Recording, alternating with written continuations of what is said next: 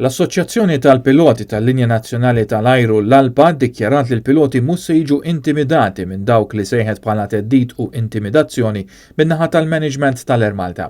Fl-istqarrija l-ALPA qalet li sfortunatament il-Management tal-Linja Nazzjonali tal-Ajru qed jgħid nofs veritajiet jew saħansitra gideb biex iħawwat l-imħuħ u jagħti l-inkompetenza u miż-management fl-ogħla karigi tal-kumpanija. L-ALPA qalet li l-piloti dejjem taw l-aqwa servizz u ħila għall-kumdità u s-sigurtà tal-passiġġieri. Dan ħafna drabi fisser il-piloti kellhom jissagrifikaw id-drittijiet legali tagħhom meta affaċċjati minn dak li l-ALPA sejħitlu bħala teddid u intimidazzjoni mill-management.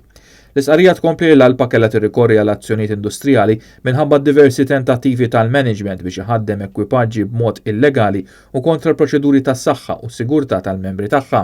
Sa dan it-tant wara li l-qorti laqgħet proviżorjament il-mandat ta' inibizzjoni mressaq mill-Air Malta, l-ALPA irtirat l-azzjonijiet industrijali li kellhom jibdew din il-ġimgħa.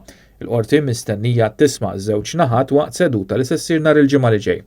Fil-ftit sigħat li damu fis-seħħ l-azzjonijiet tal-piloti ġew effettwati b'kollox 30 titjira tal-Air Malta. Bil-Ministru Konrad Mizzi jinsisti illi mhux se jaċċetta ebda rikatt mingħand ħadd.